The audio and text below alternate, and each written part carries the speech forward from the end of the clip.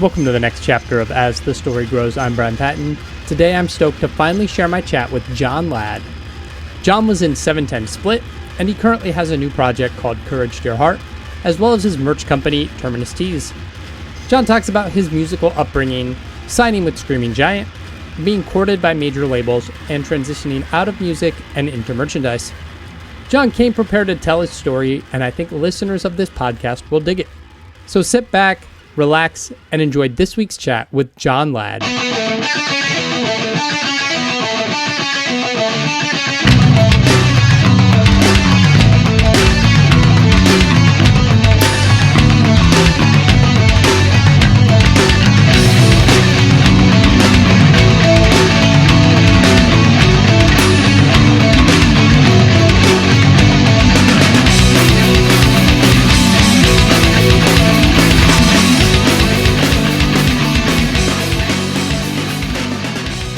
So just hang out. Awesome, man. Did you grow up in Atlanta? Yeah. Actually, I grew up my whole life within 20 miles of where I live right now. But I've been everywhere because of the touring stuff and business stuff. But yeah, I mean, right outside of Atlanta, there's a town called Marietta. And there's it's like a little town square. It's so weird how close it is to Atlanta, but it feels enough far away. But you can get to Atlanta in 15 minutes, 18 minutes from our town. So we're always in Atlanta hanging out. But Marietta, back in the day, we had actually all the clubs that all the tooth and nail bands would come play at and stuff was in Marietta more than it was in Atlanta. So that was a lot of kids would come to Atlanta. I mean, to Marietta from Atlanta to hang out. Nice. That's rad. I've been to Atlanta once. I've driven through Atlanta a lot. I've only been there once. Oh, yeah. Yeah, it's crazy because of back in 1996 they had the Olympics, so they didn't plan the city very well. So you'll drive. Everybody always talks about being on a peach. There's 900 peach streets of some kind, and then you'll drive in one, and it'll just end, and it'll be like a pickup like 4 miles down the road.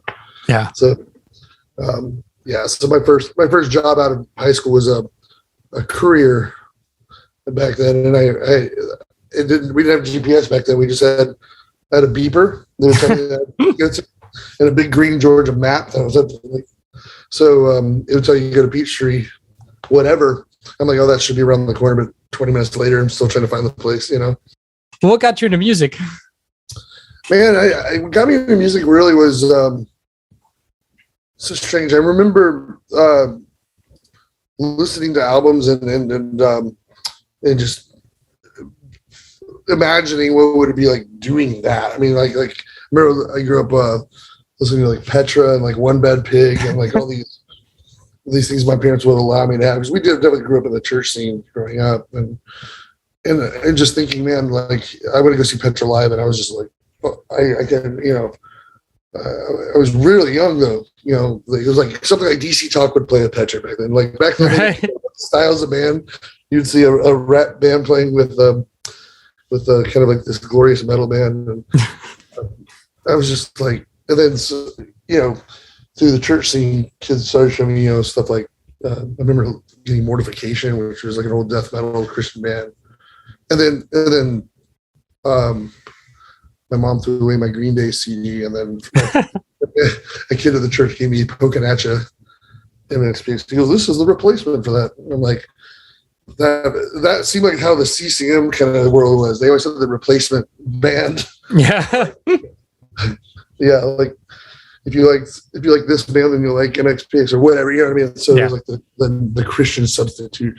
But then I paid attention. I was just having this conversation with one of my employees here at my shop, and I said, like, Tooth and Nail was one of those labels that I thought was ahead of they were finding sounds. I was talking about an old band called Joe Christmas. They're from around here, from Marietta. That the guy named Ryan Weaver, he ended up being like Spud Gun and World Against World and all these other semi-known bands in that scene. Now he owns a tattoo shop, so then people go get there.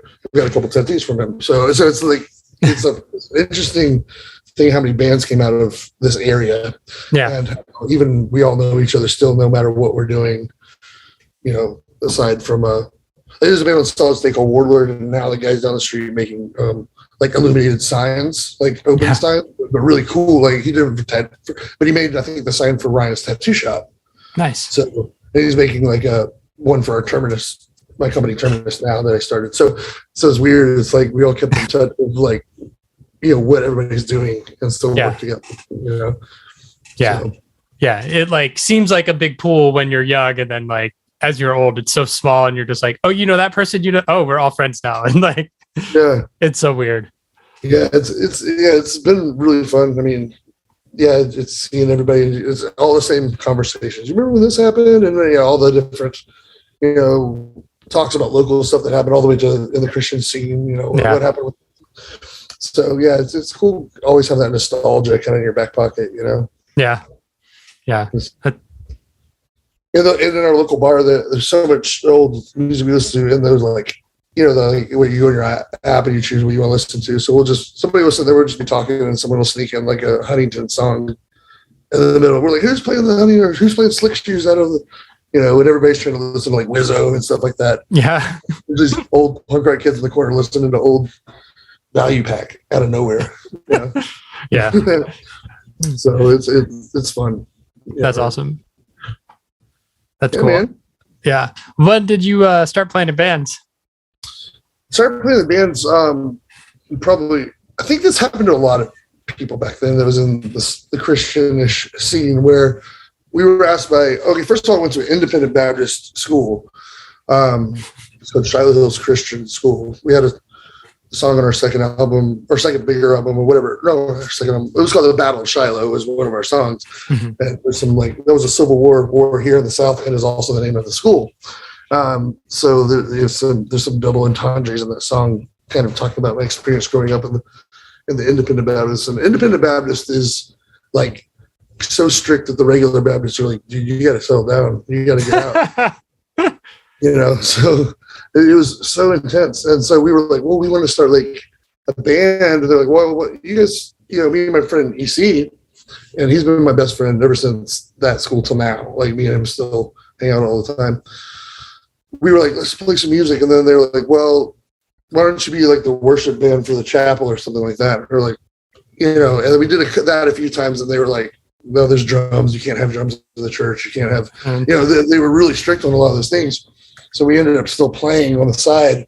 And and then eventually we had we had other names, when you're a kid, you're trying to figure out what you're doing, and not the same members because you're in high school. But as soon as we got high school was done, we called it 710 Split, and me, him, and another guy, Dan, that I knew from another high school I went to, we made a demo and instantly sent it to Screaming Giant Records, and like was signed a couple weeks later or something. Yeah. It was like so fast, like wow.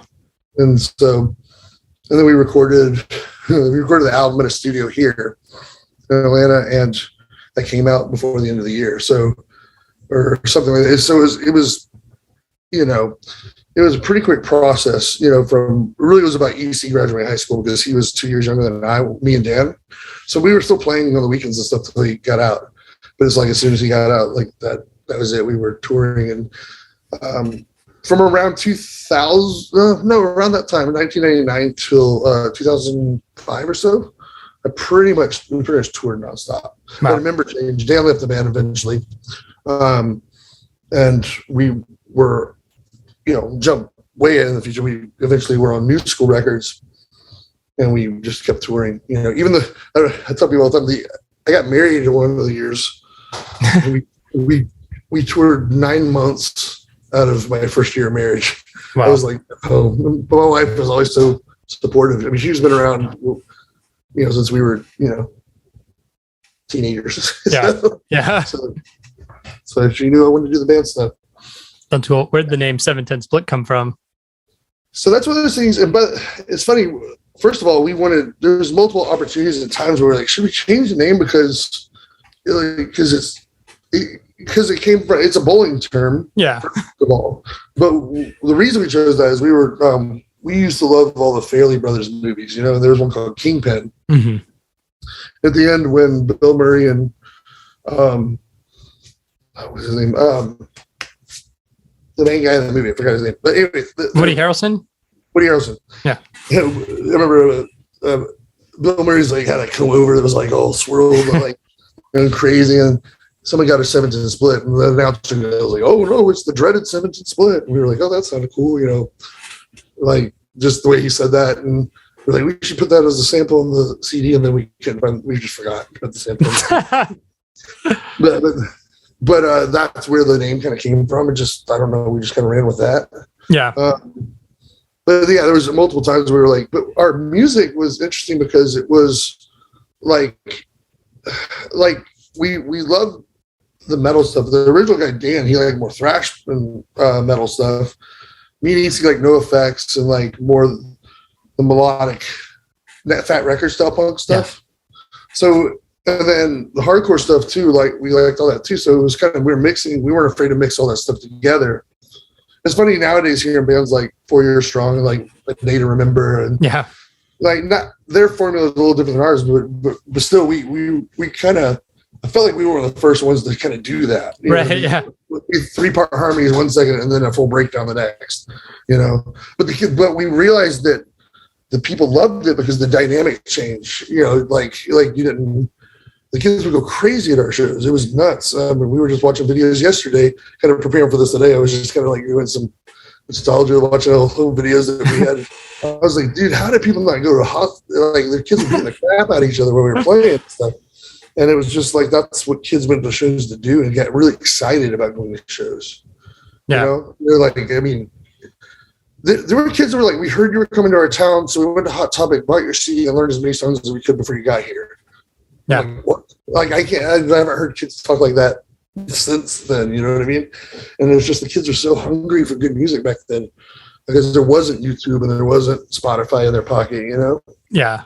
So you learned everything from your friends, really. Yeah. Or what the Diamante poster said, like. If you ever remember those.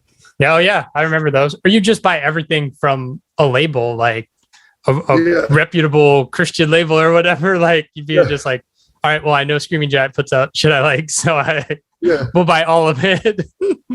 Yeah, Screaming Giant was so crazy. He would just sign bands just because, like, it's a guy named Kendall. He owned that show G-Rock on TVN, and like really, a lot of people don't know what they were like. What is really going on over there?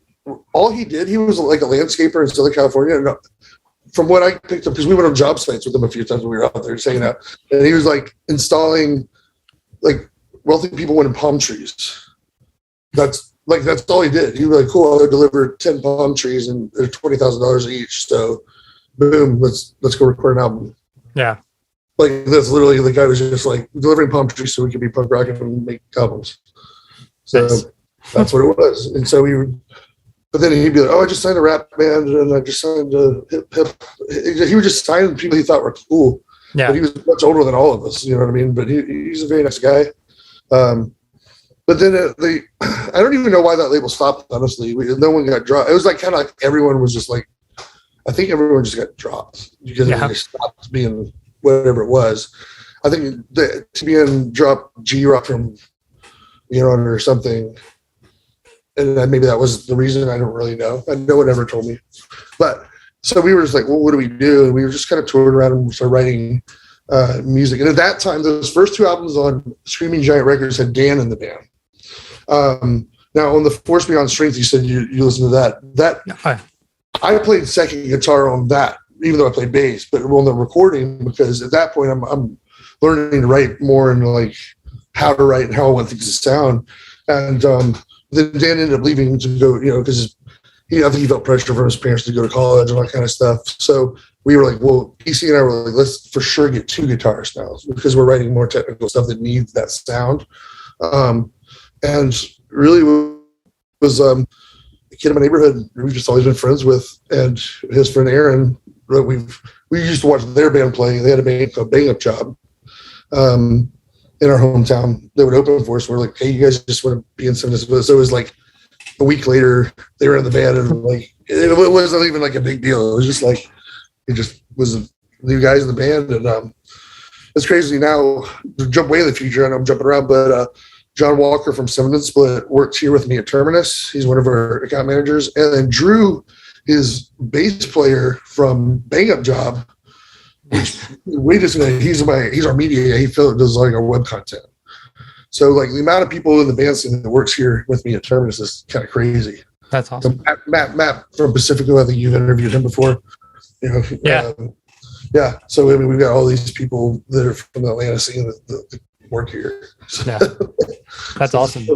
A fun community. So that's awesome. Anyways, that's kind of the history of like going to New School Records. Now, New School was awesome. The guy from New School knew how to get distro done. Like Diamante and all that stuff was cool in the past, but it would be like at every Christian bookstore, you knew you were pretty much there, right? Yeah.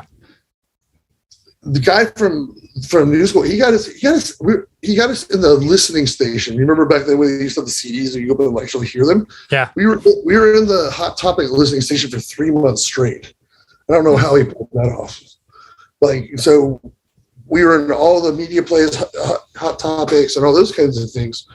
But so the distro was great, but I started to notice how kids were showing up with these things called iPods back in the day. And then I was like, like I'm pretty good about foreseeing where things go. Yeah. So I started double downing and getting into merchandising. Like we were kind of known for our merch display having like 15 designs, 20 designs, like having to have double displays. Yeah.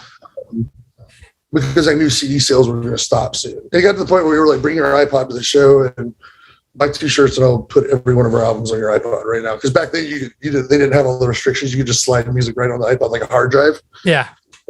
So we just kind of submitted to the digital conversion immediately. I was like, don't even try to fight this. This is like going to happen.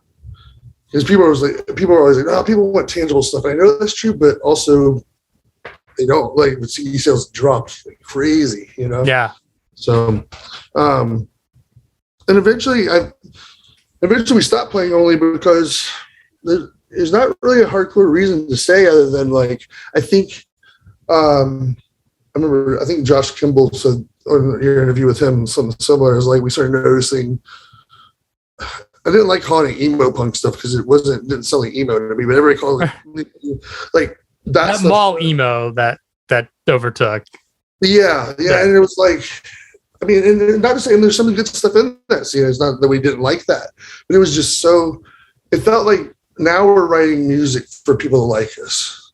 Yeah. When originally it was like, we just wrote and then people were like, oh, I can't wait to hear the next album. It was like, how do we convince the next group of kids to like us? You know what I mean? And we also were doing tons of label showcases. Like there was one time we got a call from Island Records. They were like, hey, in 2 days, can you be at CBGB's at 4 p.m.? And it's like 3 guys with a suit and the bartender. They wasn't a show. It was just they wanted to see us play. Yeah.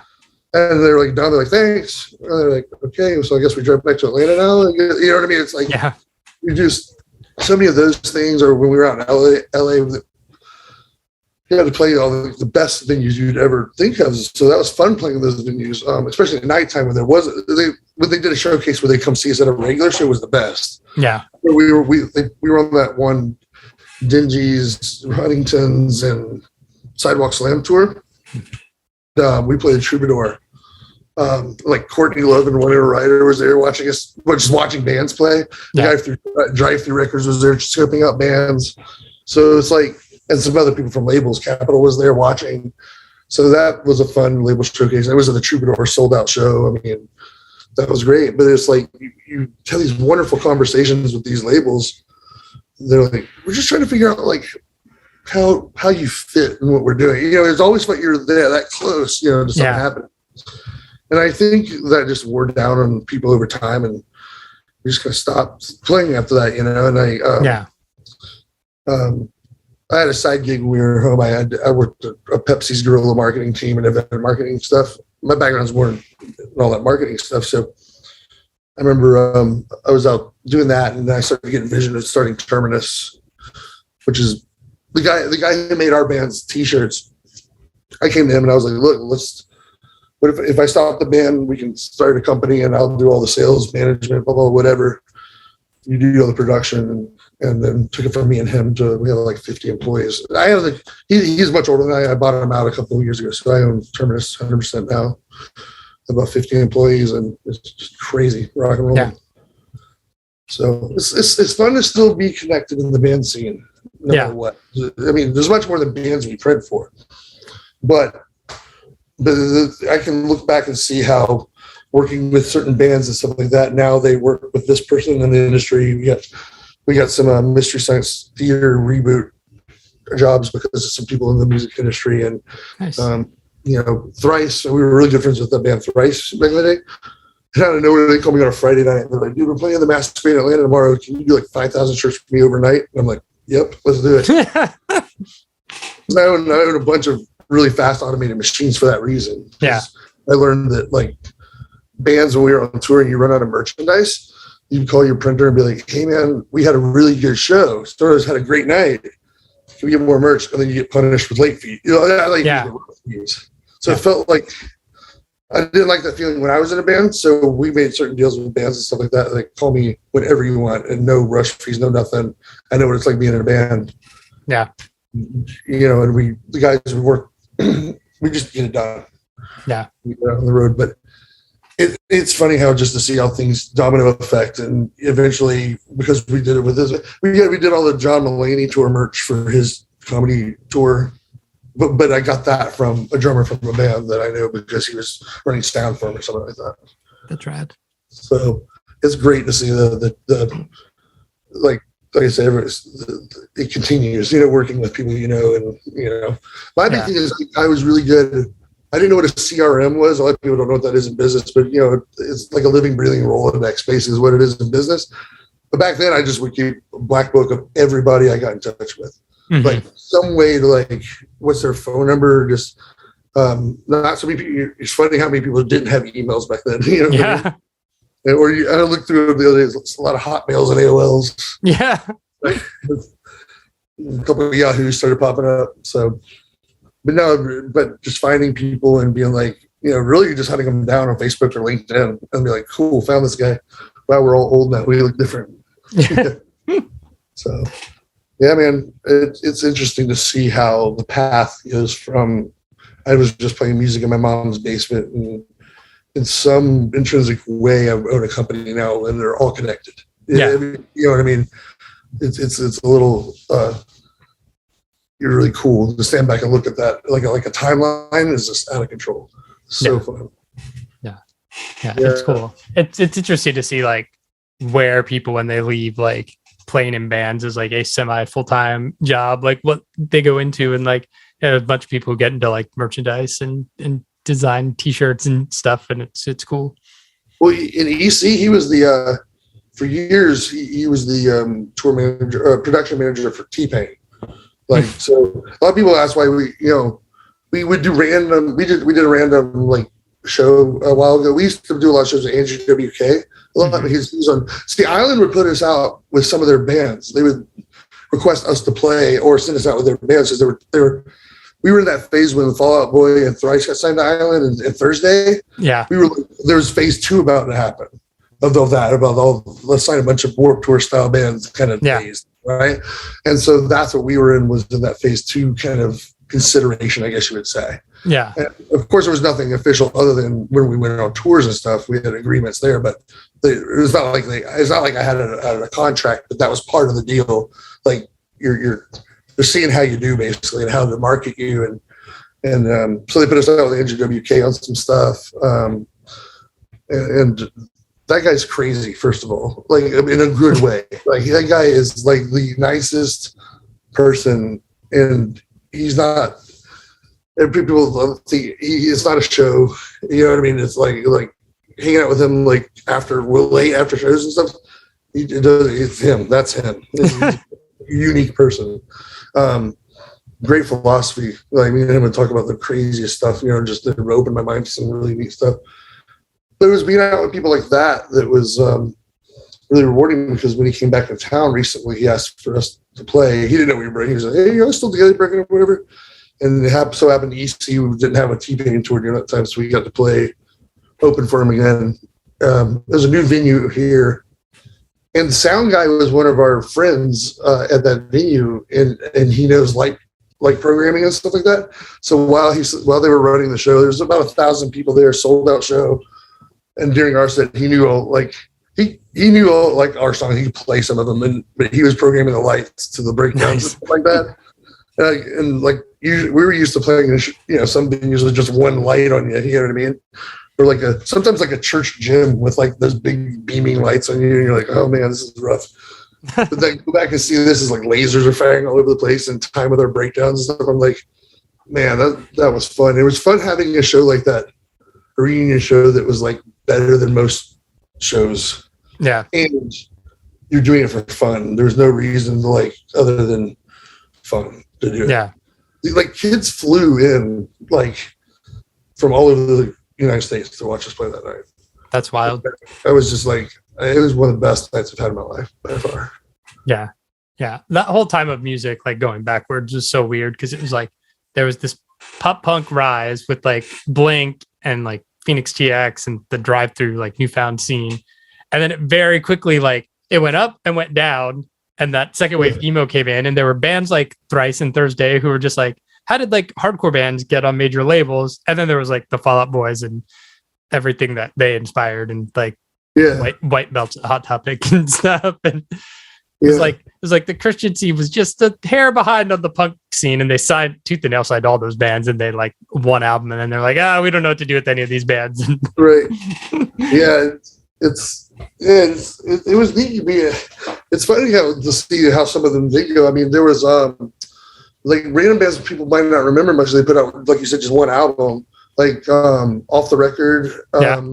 They moved over to New School with us over there. Mm-hmm. Undecided. They did too. The Decided. Undecided. Yeah, I can't remember the Undecided where they went to. Did they go to? I don't know, but I noticed there's a bunch of new punk rock labels popping up that are citing a bunch of these old bands too. Yeah. Fast Tracks, which is just El Jefe from NoFX's label. And the new Phoenix TX just came out on that a while ago, and Down by Laws on there, or Unwritten Law, or what are those bands? You know what I mean? So it's they're in 10-foot pole. All these bands are still around. Some of them are, and trying to do stuff. And it was funny, to reference Josh from Dogwood's interview you did with him, because me and him, there's some mirroring in our stories there. I had so many songs that I wrote. We're always writing songs. It's just there, and I'm just kind of goofing around. And there's a good structure of a song, whatever. But we have a media department here at Terminus for doing all of our web content, but we have a lot of good recording equipment too for audio. So me and the engineer here, we just spent he just tracked me for, it was about a month that took to get it done or more. But I recorded a whole project where pretty much I'm playing almost everything on it. EC's playing drums on it. But what I did was I programmed the drums first, so I could write all the parts and then give it to EC, and he came back in later and replaced the program drums with actually playing. Yeah. But pretty much all the guitar stuff, multiple vocals, all that stuff, was it's on me just letting these songs out, because I felt and I don't mean this to be cocky anyway, but if just like anybody, it's you feel like you're getting better and better and better in writing. Yeah. I'm really proud of that stuff. It's my favorite. I'm real happy with it. Yeah. It's just funny that you want the world to be able to hear you. And some people have found it too. You know what I mean? We, this old 17 Split fans and stuff have found it, but it's I want more people to check that out because it means a lot to me. I got way better writing lyrics instead of just looking at lyrics as melody, holders, just something that you just gotta. So, because sometimes you write a song, you're like, oh crap, okay, I owe the song some lyrics or something. And it's when I'm recording lyrics, if I don't know what I'm going to say, I'm going to say the second verse, just right, I'll just stop. And I'll have a song completely done except for 2 lines in the second verse. And I'll be I'll eventually record it. Yeah. I'll get around because I don't have a label pushing me to put it out. I've got the equipment in the next room. I can just go do it. When I get it, when I hear it, you know what I mean? So that's been amazing having that in my fingertips. I've got a new EP about to come out. I'm just finishing the vocals on that, all the lyrics and vocals on that. So, but that's all under, I call it Courage Dear Heart is what that is. Yeah, yeah, and it's very in that same vein of it's 710 without the breakdowns. Like, yeah, no, like no metal. Well, you know what? I really liked a lot of shoegaze and like like kind of ambient kind of stuff. So it's kind of funny if there's times where maybe there used to be a breakdown, now it's all just ambience. And but I've never heard bands play like back in the day. You'd hear like the second guitarist would play like an octave lead over top of this other guitar, but in this one, the second guitar is playing weird ambient, noise. Yeah. Over the other guitar who's playing straightforward. And I'm just trying to create more emotion with the tone. It's very, a lot of this stuff's very somber. There's just a lot of people don't realize that. I think there's a genre of new school punk that's in there. There are only a few bands kind of live in, and it's like the stuff I'm writing is 7 Split stuff kind of in a way. But your Craig's Brother, your Dogwood definitely would have been in some of their songs like in there too. So obviously there's this, No Use for a Name on Fat Records had that kind of vibe to a lot of their stuff. Even some of Yellow Card's faster stuff kind of feels that way to me too. But it's like a somberness or sadness to it. It's like, but with really melodic vocals over the top of it. Yeah. And so it has a different emotion. It doesn't sound silly punk. So it doesn't sound goofy at all. It's very serious kind of stuff. It's just, that's my favorite style anyway. It's easy. It gets the emotion out there with the lyrics. It just goes all well together. So, I'm really excited to put out this new thing though, because it's every song actually they're connected. There's this weird theme going on in all the songs, and the 4 last songs are actually goes with the other songs too. They kind of finish up ideas of what happened in the storyline in the last songs. So the Courage Your Heart stuff. Nice. So I like doing it by myself because it's hard to get a bunch of people to be like, hey, you want to be in this concept album that all the lyrics are about something that I'm trying to convey. It's a very personal album for me. So it's kind of fun being mainly the only person besides EC, but EC loves the concept of it too. So, it's we're real happy with it. Yeah. Cool. What led to the 2 710 singles you did what separates those from the Courage stuff? Yeah, so that is essentially, I would say, either what makes them. Well, first of all, they're all recorded in the same spot. But that's all of us. Do we have time to do that? Kind of like the Andrew WK show. We all here. Can we do that? You know what I mean? We've goofed around about making a new 7 Split EP or singles. I don't know. I'm just watching how people do it nowadays and just dropping a lot of singles that equal an album eventually. Yeah. So we'll figure it out. But because we have plenty of songs we could be writing. It's just getting everybody on the same page. EC does now, his contract with T-Pain ended now. He does stuff for iHeartRadio, but he has a lot more free time. He sets up iHeartRadio studios now all across the country. So I just have to plan it around. Yeah. So if John Walker's downstairs working, I should just be like, hey, dude, come up here and record a guitar part real quick, or whatever, But and Aaron's right down the street. It's funny, we all live within miles from each other. So it's like now that EC has more time, I think we're talking about it. So yeah, I really hope it works because I'm ready to.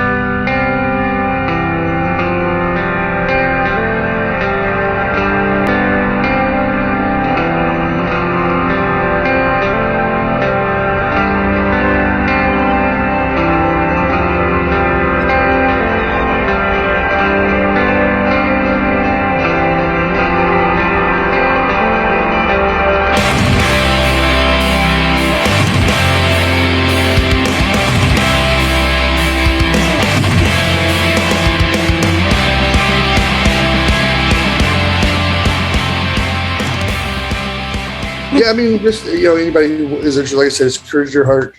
You can find it everywhere. It's on all the distribution, like all the streaming services and all that stuff too. But one thing too is like if I'd love to hear people's input or they check out some of the Terminus teas in my company. But we make a lot of web content. It's a lot of weird skits and a lot of comedy. Actually, it's not it's not commercials. It's us really just filming weird stuff all the time. So. But in my scene, it's definitely grabbing attention like crazy. Yeah, we're doing different than other people are doing. So, but yeah, I would love for people to check out our videos that we're making over there. But it's terministees.com, or just look at any of the social media. And yeah, check out that web content, because I think it'll make some people laugh. Yeah. Is the social media thing a wild thing for you? Is like, especially, I don't know if you look at like new bands and how they have to like be on TikTok and Reels, and the format changes all the time. And you guys probably had like an Angel Fire site. Yeah. Yeah. Everything's different, but you know what, the one true value, no matter who they are, I don't care if you're a band or whatever, what value are you bringing to that listener? You know, like entertainment is a value. Like, are you actually, so I tell people to quit being so self-serving with their social media, and like think of what would people like, like if you're playing a show and something embarrassing happening, put it out there, because being self-serving and giving away that content of something weird that happened is way more funnier than like, just people sitting around talking about their band and just what they're doing next, whatever. Yeah. Like just getting people to engage and like let it be a megaphone or a window into like everything, and not be afraid to, and definitely don't care if people don't like it. That's another thing to do. If someone doesn't like it, just know that there's a lot of people that do. So just keep creating. But yeah, it's interesting how the whole marketing scene works nowadays. But I think we have so much content because we have so many different customers with different stories. Every t-shirt has a story behind it. Mm-hmm. So I can create the craziest content around anything. So, but I direct and write a lot of the skits and stuff like that. And we have podcasts too and all this other stuff. So. My back is breaking from the weight of the world, the kind of thing that brings you to your knees. The sun is burning and I'm dying in the dark. I wake up screaming, I can't believe it. Life is not a chain. My back is breaking from the weight of the world. I'm going down, so stand your ground. Come on, baby, pull me off my knees. The sun is burning, I'm shining in the dark. Life is meant for so much better things. Thanks for listening to As the Story Grows. Our intro music was written and composed by Jeremy Hunt. The As the Story Grows theme is by Bob Nana. If you like what you hear, subscribe wherever you get your podcasts and give us a rating and review. If you'd like to support the show financially, you can join us at patreon.com/asthestorygrows. Be a part of our community and join the ongoing conversation over on Discord. If you enjoy this episode, share it on social media with your friends. Much appreciated, and thanks for listening. I never felt so young and alive as when I'm diving into a tomb.